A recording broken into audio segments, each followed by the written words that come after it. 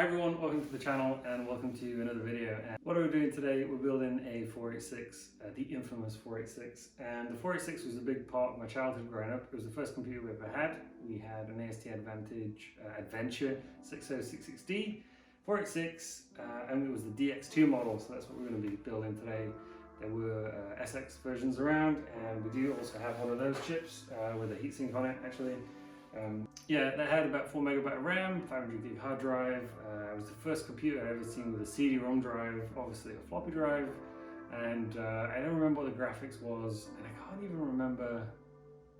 I think we had a Sound Blaster 16 something or other, but it was was it the Vibra 16 Vibe.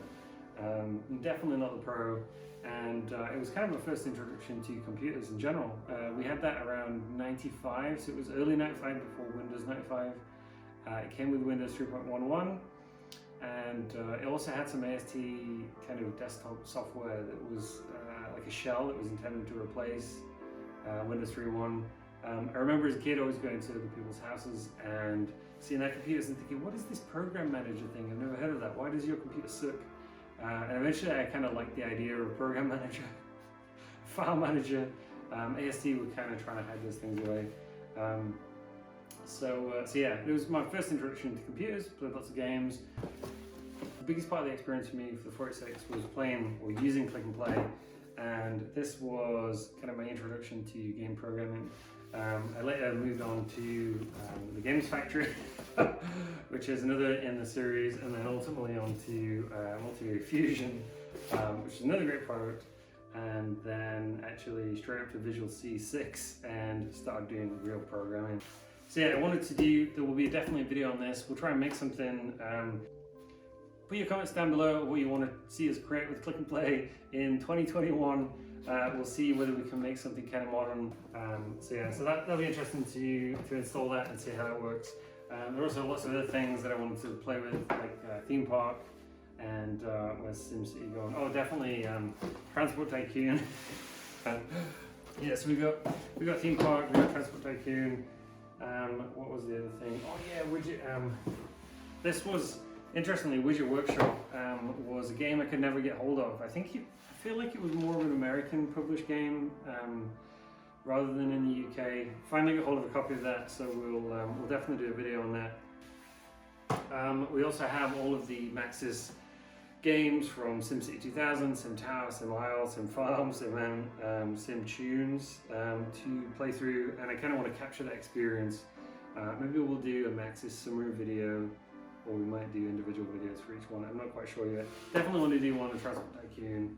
Definitely want to do one of Theme Park, Klick and Play, and there's a bunch of other stuff. We've got to kind of work through this entire archive of at least Microsoft software to some extent, and then lots of Maxis software as well. And a lot of this stuff I didn't get to play as a kid. I've seen later on either through emulation and through the powers of eBay, you can now acquire it for 99p. Anyway, enough for the rambling, let's get on with the build and we'll see where we get to.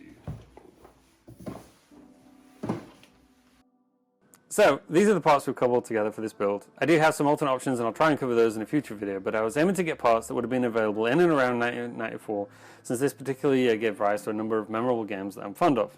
Okay, so starting with the CPU, we have the Intel 8046 DX2 from June 1993. This is the 66 MHz version. There's also 40 and 50 variants. The first 46 was introduced in 1989 and was the first to use 1 million transistors. It can do about 50 million instructions per second at peak, and in comparison to today's like Ryzen 5 3600, which does 72,000 million instructions per second, is about 1,500 times slower. So it does show how far we've come in nearly 2 decades. Moving on to the RAM, we have 8 1MB 30-pin SIMs, mostly using the Z44400DJ70. The 70 at the end indicates the speed is 70 nanoseconds, which should be perfectly fine for the 66 DX2 that we're using. So on to cooling. So most 486s didn't have a fan or a heatsink, and this can introduce various issues with overheating and crashes, so we'll be using this more modern cooler to try and keep things... Just kidding. Okay, so moving on to motherboard, we have the EFAR VI12G with the award bias from 93. We've got the low insertion for socket 3, we've got a fully populated cache, 8 memory slots for the 30-pin SIMs, and since each one of these can handle 60 MB, we could maybe do 128 MB in here. We've got the AT power connector, so we're going to have some fun with that later. We've got the AT keyboard connector, and this predates the already ancient PS2 connector way before USB. We have the CR2032 coin cell battery rather than the leaky alternative, and the ISA expansion slots that we're going to have fun maxing out in another video. Next up we have GPU, and I use that term quite loosely. This is the Cirrus Logic CL GD542480QCC. It was released in 95, so it's slightly out of spec of our 94 build, has 1 meg of display memory, and basically just does IBM CGA, EGA compatibility. And we really just wanted to do 640x480 at 256 colors. Okay, so this is the 80-chip CMI 8329A sound card, and the DSP24 on here is actually an OPL3 in disguise, and then the 8329A chip also seems to be Sound Blaster 16 compatible. So I think this is an Audio XL AV306. It came with a motherboard with the drivers, and it ended up being an easy way to get the CD-ROM drive working, since the Sound Blaster card that I have didn't have the CD controller. Has a game port, sound output, an input, and a volume control on the rear. Okay, so moving on to the IO controller, this is a UMC A2C865F and UMC A2C863F, and performs a number of roles in the build. Firstly, we have the hard drive and floppy drive controllers, parallel, which we'll use for another upcoming video, serial, which we'll definitely be using in the mouse video, and also includes a couple of extra headers for serial and parallel ports if you need more. So the drives for the system, we're going to be using a 3.5-inch floppy drive. I really did want to get a 5.25-inch, but they're a bit too expensive to be honest, and slightly before my time. For the CD drive, completely out of place, it works, it's black, it matches the aesthetics. I really don't want to deal with a ×1 drive. Okay, so the Microsoft mouse. So this is sort of a 2-in-1. Back when this was released in 1987, mice kind of came hand in hand with the new graphical interface, so it made sense to pack them in the box. This package is extra special since it includes everything you need to get started, including the in-port expansion card, 5.25-inch disc, 3.5-inch versions of the OS, and it also includes PC paintbrush for testing out your new mouse. For our fixed disc, we're going to go with the Western Digital Caviar 1210. This was released in 1994, back when people cared about cylinders and heads. We'll go through all of that later. Has about 210 megabytes, and that's about it.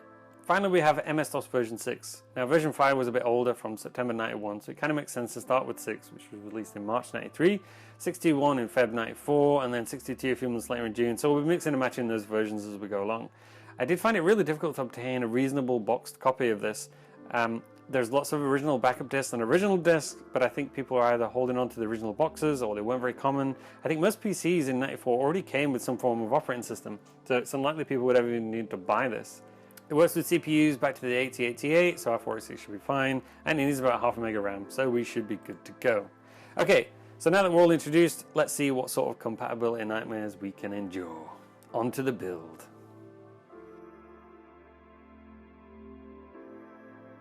Okay, so first up we need the case, and we're going to use this desktop Ever case. Bloody heavy. And we'll slide this open to reveal the innards. So this case is designed for AT systems, and the thing with AT systems is they have these insane, well, they're not insane, but they have this older style connector with P8 and P9, which is different to the ATX connector. So the good people at Evercase have put together this case, converted this FSP power supply that we have the original ATX connector, or the ATX connector, plug this in, and then we now have an adapter. So the problem, however, with this ingenious design is, well, there's kind of a problem with AT power supplies really, in that the motherboard doesn't control the power supply, the switch at the front does. So these cables, these little connectors plug onto the power switch, which you can turn on, and this is a push switch. The problem is it doesn't quite fit to the socket without stretching the hell out of these cables.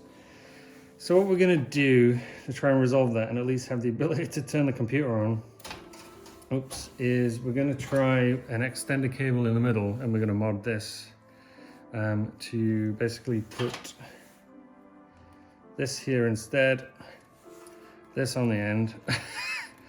And then what we're going to do is we're going to take these two cables out of this one, take this run of cables out and put them there instead. So this will come from here and plug in, and then we'll have long enough room. Jesus Christ, how much cable do we need? But at least we'll be able to turn it on and off without it being strained across there. So yeah, we're going to try doing that. I have this extra special Molex tool. So we want the green one and then the black one to the side of it. And we're going to take them out of here and swap them around. So with a little tool, all we do is we ram it in the hole. It basically pushes out the clips to allow us, so once we pull that, it comes out. And this is vitally important whenever you want to mess with any ATX stuff. So just push it in, pops out. And just do the same on the other side. So now we have a power-free cable. What we can do is we can get it right around. Plug this end in here, so that's everything lined up. There's a few things that aren't passed through, which is fine. That can now go on that side. The green dude going in that way. The green one in there, we just ram that in, and then the black one. We'll just ram that in. So now we've just moved them basically from here to here. So now we've clicked that together, and this can now connect onto here. So it fits in the case. Cool. So now we don't have to worry about unplugging this bugger every time we want to use it, and this can. So one of the things I noticed was not all the holes line up, and the 486 boards kind of had these weird plastic lugs that would kind of slot into the back of the case. So to simulate that, I put these nylon standoffs on that will just keep it slightly raised away from the case and give it the support it needs, just to keep it away from that metal behind. So as we're plugging cards in and out, it's not too bad. Okay, so we'll carry on screwing this in.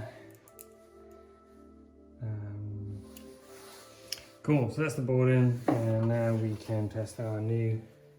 So we have to remember, because these can go multiple way arounds, that the blacks stay together.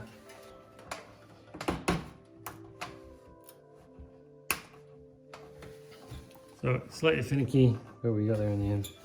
Right, so next up is the CPU, 486DX2. But we've got the little dot, and we've got the dot here. So we just lift up this little handle, and it kind of sits in the middle. Some of those pins are not quite straight, and then what we do is we put that back, and that's it.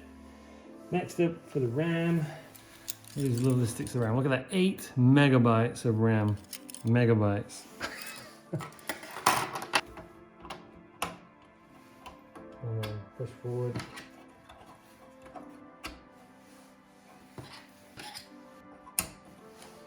8 megabytes of RAM.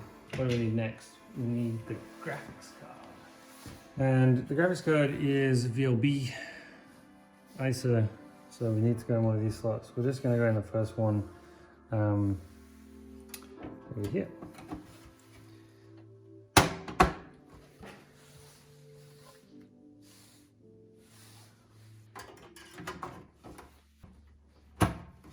Next up, we've got the controller card. So this is the floppy ribbon cable. This is for the old 5¼ inch floppy drives that we don't actually have, and then this is for basically the other two 3½ inch, and then this goes onto the card. This is the ATA cable, and again we got dual master and slave, and then the bit that goes on the controller. So I find it easier to plug everything into the controller first. This is before the days of the little tag, so you have to do everything manually. You'll see on the card there is a little number 1 near that top pin, number 1 there, and basically the little red line is the 1. So we just have to push it in. So that's the disc, and then this is the floppy cable, and then push it down.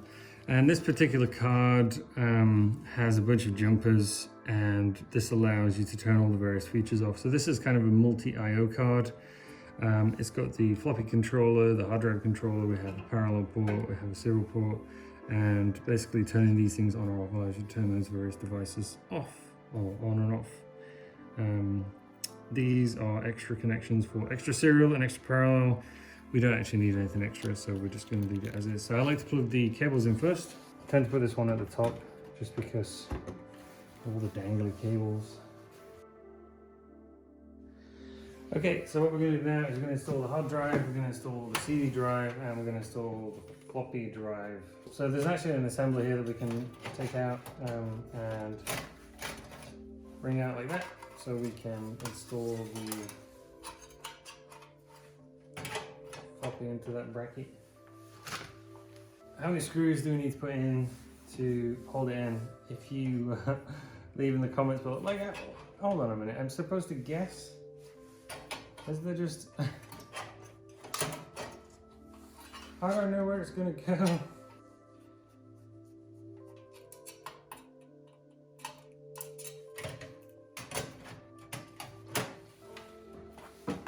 Not even close. So yeah, if you want to leave in the comments, how many screws do you usually use to hold in your drives?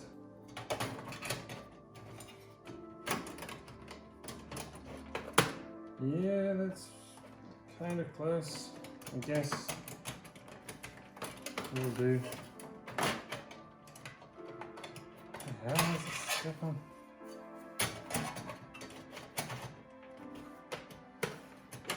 Perfect. Right. Ooh.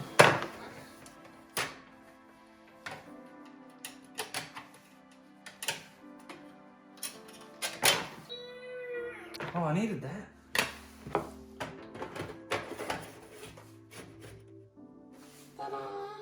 Yeah, how do we do? Have we got to remove this to be able to get to it? No, we have. Just trying to screw this in, and I realized that there's some tape over it. Where is it? How the hell do I get to that one? The bloody switch is in the way. Alright, we'll just have to go with 3 for this one. I think that's probably one more than they probably had back in the day anyway.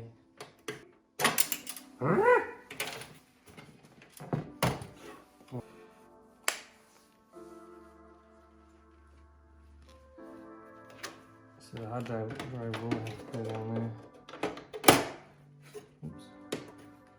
So what we'll have to do is we'll put a few screws in to hold the disc out to the side.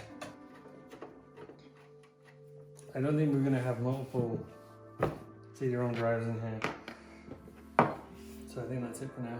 Yeah, the floppy disk debris, you can just first we go into the hard drive, and we go to the CD-ROM, and then we go to the floppy.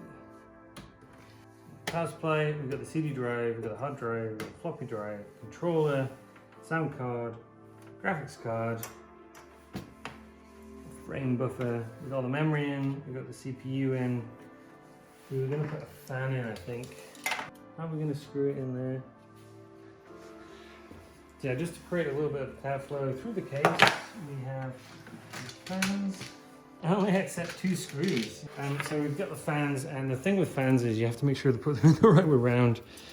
So on the fan itself, we have a little indicator here, and this tells us what's happening with the fan. So this says that the fan is going to spin this way, and the air is going to flow that way.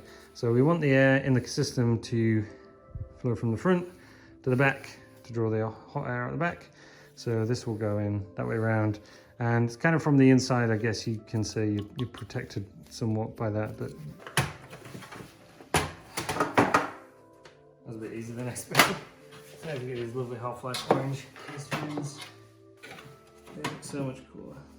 This is pre 4-pin. This is pre 3-pin and 4-pin fan controller days. So this is all Molex. Every time I push it in, it keeps pushing the 5-pin out. Right, we're in and nothing's pushed out. And we're just going to put the back one in. So we can do the back the same. Look at the direction arrows. Cool, so we've got the fans in, 2 fans in, everything else in. Let's do a quick tour of the build.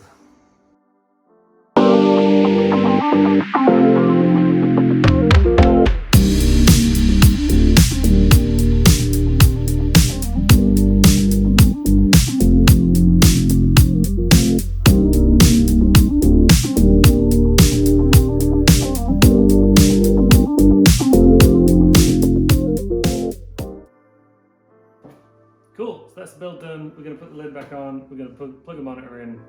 Keyboard for now, no mouse. And we're going to get DOS installed and see whether it works.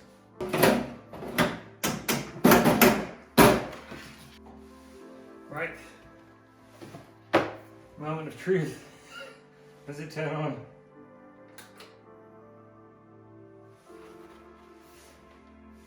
You know what would be really good? To plug it in.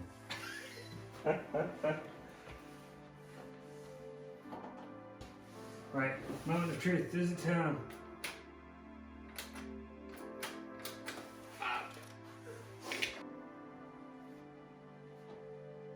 That'd be a no.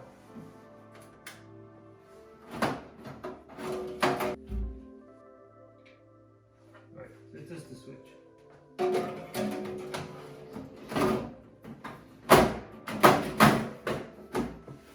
Okay, moment of truth. Does it turn on? Sounds like it.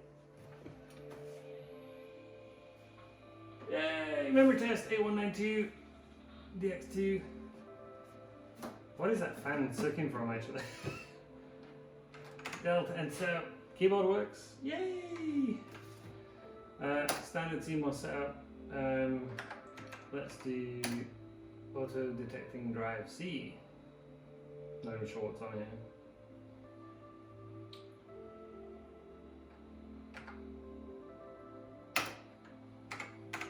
Load BIOS defaults, clear everything out. Save, exit setup. See what happens. We don't want to do memory test. Floppy disk reads.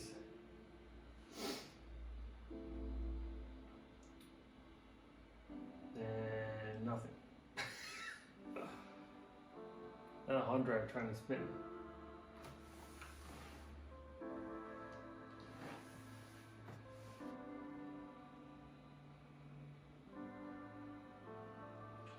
Disk boot failure.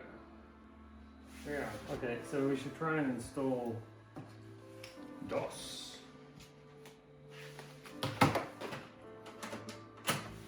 Okay, so first things first is to try and install DOS. And I don't know what those values are, we're gonna have to check the footage. Okay, so we have 99 cylinders, 12 heads, and 35 sectors. Save.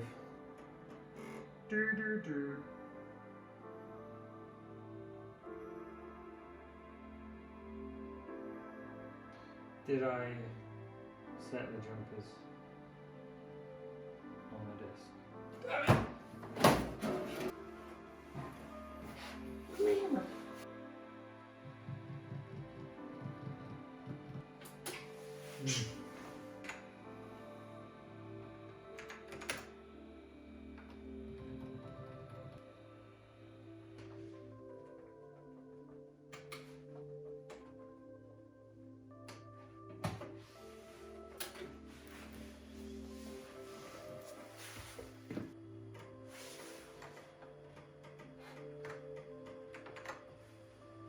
So that seems to work, which to me indicates either the drive's not configured properly or it just doesn't bloody work.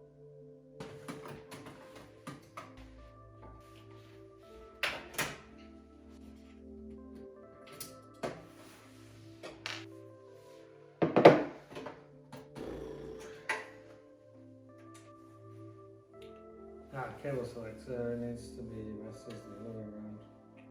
What?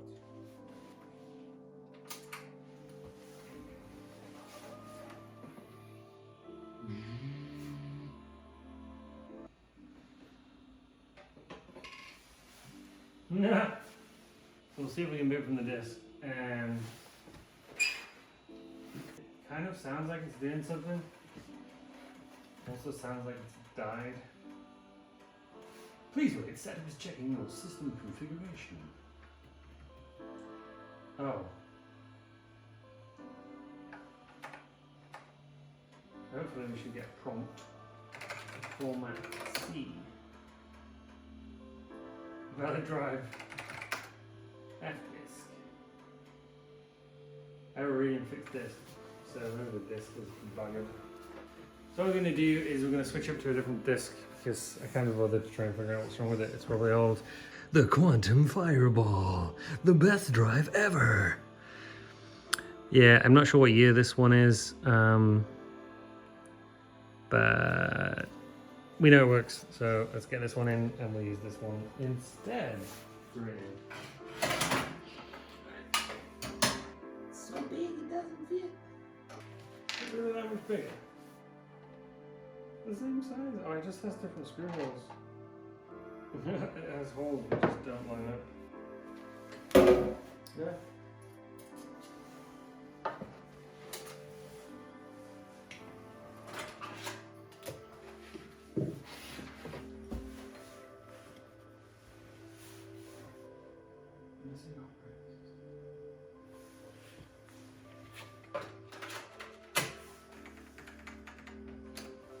So, bloody works first time. We don't need to set that on.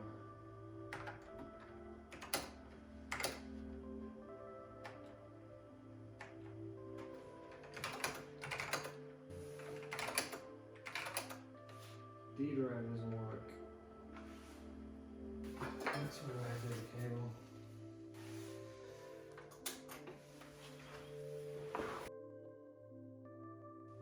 Okay, so everything's put together. Moment of truth. Does it come on? First time. Oh, that's a good sign. Memory test. So we're going to delete, look at the setup. We'll do load BIOS defaults just to clear out anything in there. ID auto detection. It's already figured out the drive. Awesome. Can't believe that worked first time. Number one, there's no D drive. Standard, we're just gonna, so that's picked everything up, 612 megabytes, that's correct. We got drive A, and yep, everything looks good. BIOS features, virus warning, oh yeah, definitely don't need that. Boot sequence, AC, everything looks good. Save and exit setup. I just want to see whether we can get the DOS install to boot up. Why did I pick up a drill like this? What?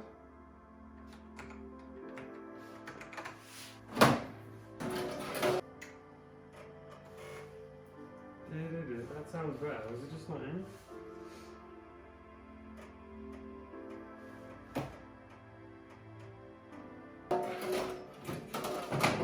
Okay, moment of truth. Will it boot to the DOS install? Sounds promising. Alright, we get it. Memory test. Yay!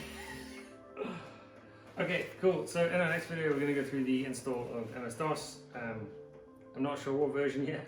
And then we're going to go through a few flavors of Windows from Windows 286 and Windows 2. Windows 3.0 and then Windows 3.11, and then from there we'll do the rest of the videos probably using Windows 3.1. There will be a detour onto Windows 95 at some point, and we'll do all the Windows 95 games,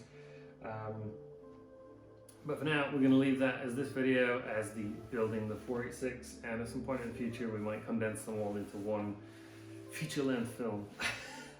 Remember, if you like this video, to hit the thumbs up. If you didn't, you know what to do as well. If you want to see more videos like this, remember to subscribe, and we will see you in the next video. See you later.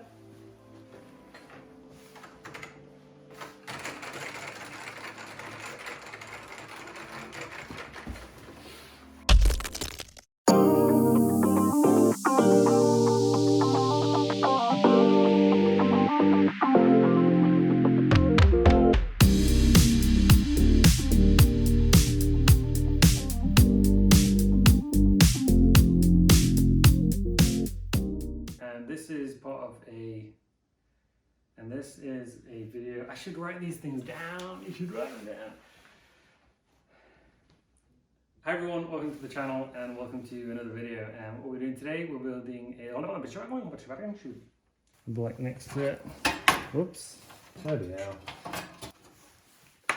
Can't get the bugger out. Stop. And we decided to get these lovely Half-Life orange. Oh dear.